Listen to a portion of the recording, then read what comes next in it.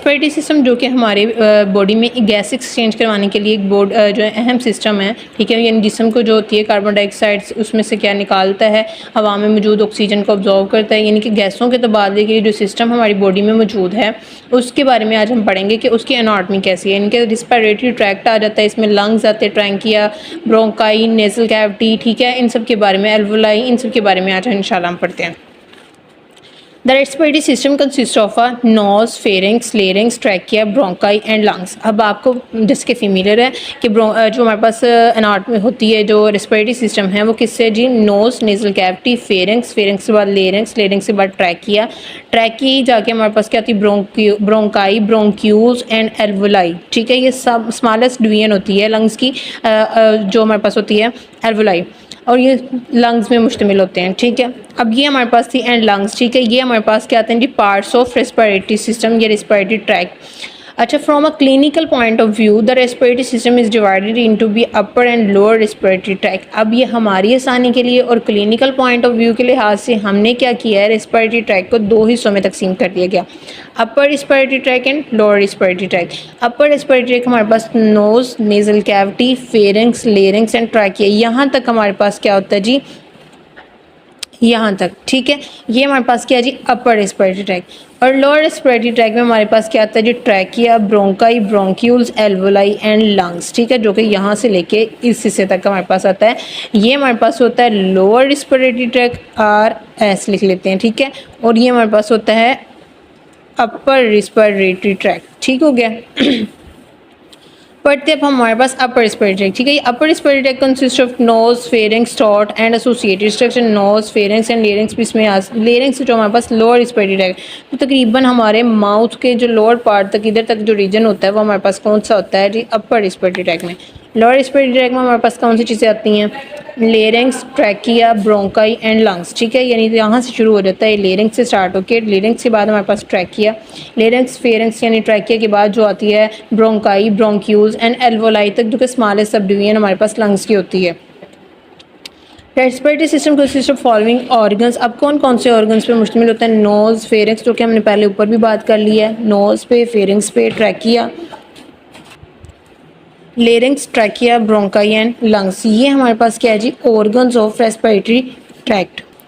इनको हम organs of respiratory tract भी बोल सकते हैं, ऑर्गन ऑफ रेस्पिरेटरी सिस्टम भी कह सकते हैं, ठीक है। अब हम पढ़ेंगे सबसे पहले लेरिंग्स क्या होती है। यहाँ पे जो हमारे पास स्टार्ट हो रही है वो लेरिंग्स से स्टार्ट होती है, ठीक है, जिसको हम क्या कहते हैं, वॉइस बॉक्स भी कहते हैं। यानी जो हमारी आवाज़ है वो जहाँ से पैदा होनी होती है वो यहाँ पे होता है मौजूद लेरिंग्स, यानी कि ये रीजन है जहाँ से हमारी आवाज़, क्योंकि अब बॉडी के अंदर एज इट इज़ कोई सिस्टम या स्पीकर तो फिट नहीं हुए जहाँ से रेडियो है जो वहाँ से आवाज़ आना शुरू हो जानी, तो क्या होता है जी, हमारी बॉडी ने हवा, प्रेशर और हवा को निकालना है प्रेशर के ज़रिए, ठीक है। तो वो हवा क्या होती है, यहाँ पे मौजूद कार्टिलेज होती हैं, ठीक है। जो कार्टिलेज क्या होती हैं, वॉइस बॉक्स, यानी इसको इसलिए कहा जाता है, दो पट्टियाँ यहाँ पे होती हैं कार्टिलेज की बनी हुई, उनकी हवा जो है प्रेशर के साथ इनके साथ टकराती है, जिसकी टकराने से साउंड होती है। और आपको पता है वाइब्रेटिंग बॉडी से साउंड प्रोड्यूस होती है, तो वो वाइब्रेट करती है, साउंड प्रोड्यूस होती है। उसी आवाज़ को हम अपने होंठों के ज़रिए, अपनी ज़ुबान के ज़रिए, अपनी ओरल कैविटी के ज़रिए अल्फाज की शक्ल देते हैं। Larynx lies in front of to be lower part of the pharynx, यानी कि हमारे पास लोअर पार्ट होता है फेरिंग्स का। अब ये देखिए फेरिंग्स के बाद ही क्या होता है, लेरिंग्स शुरू होता है, तो हम लेरिंग्स पढ़ रहे हैं, तो फेरिंग्स के लोअर पार्ट पे मौजूद होता है larynx. It is the upper prominent part of to be a windpipe and open into be trachea. ये विंड पाइप का अपर प्रोमिनेंट पार्ट होता है जो किसमें ओपन हो रहता है, ट्रैकिया में ओपन होता है। लेरिंग्स के बहुत से कार्टिलेज का बना होता है, ठीक है, जो कि लार्जेस्ट थायराइड ग्लैंड भी यहीं पे मौजूद होता है। ये थायराइड ग्लैंड की पिक्चर है, थायराइड ग्लैंड भी यहीं पे मौजूद है।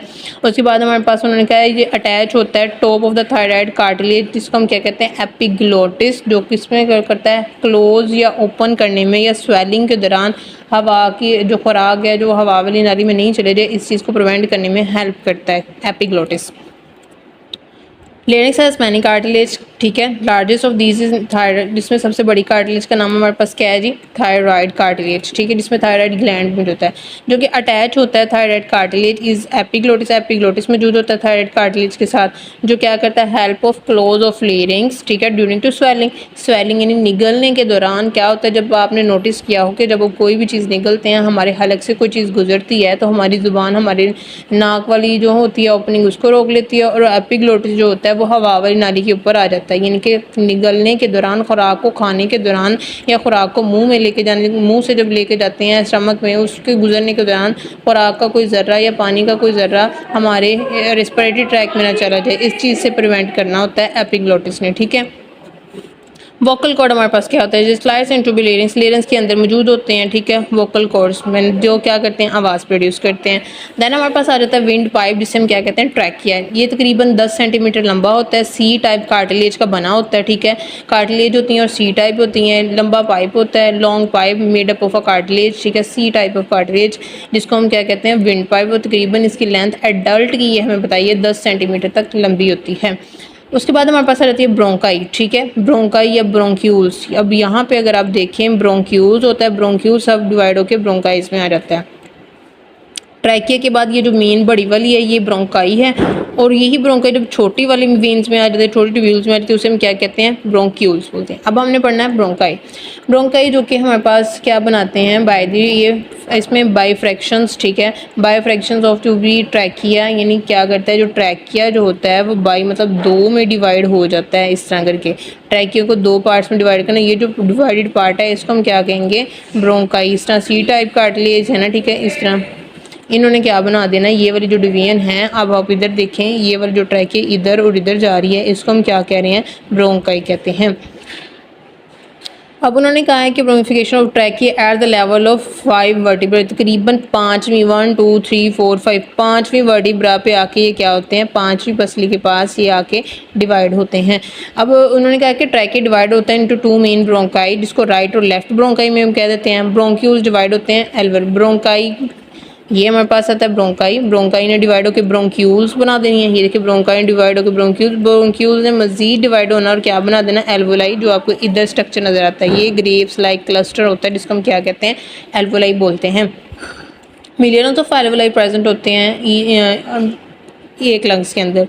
Million of alveoli present and these are close in the contact capillaries, जो कि कैपिलरीज ने, ये देखो जैसे ये हमारे पास क्या है, क्लस्टर है ना, ये गुच्छा है, गुच्छा तो ये पूरा है, लेकिन ये एक एल्वोलाइस, यानी हमारे पास क्या है जी, ब्रोंकाई या ब्रोंकस भी कहते हैं इसको। एल्वोलाई का ये एक स्ट्रक्चर है, एल्वोलाई जो किसने क्या, ये देखो ये कैपिलरीज ने इसको घेरा हुआ है, जैसे आप किसी चीज़ को रैप कर देते हो ना, कैपिलरीज ने सबको घेरा हुआ है। तो उन्होंने कहा कि मिलियन ऑफ एल्वोलाई होते हैं जो किसके अंदर, इनक्लोज कैपिलरीज के अंदर होते हैं, whereas blood come into almost contact with the air. यहाँ पे कैपिलरीज और हमारे पास हमारे पास एल्वोलाई की मेम्ब्रेन है। ठीक है, ये अगर मैं एक ड्रॉ करती हूँ तो साथ ही हमारे पास कैपिलरीज ने इसको घेरा होता है। ठीक है, ये डबल कैपिलरीज है। अब कैपिलरीज के अंदर क्या होता है, डीऑक्सीजनेटेड ब्लड। ठीक है, और ये होते हैं, अब ये हवा जो हमने सांस लेके जो भी हमारे लंग्स के अंदर है, इसमें ऑक्सीजन और दूसरी गैसेस में, लेकिन रिच ऑक्सीजन होती है इसके अंदर। ठीक है, अब ब्लड के अंदर CO2 ज़्यादा है। ठीक है, CO2 ज़्यादा, इसलिए डीऑक्सीजनेटेड ब्लड है। ठीक हो गया।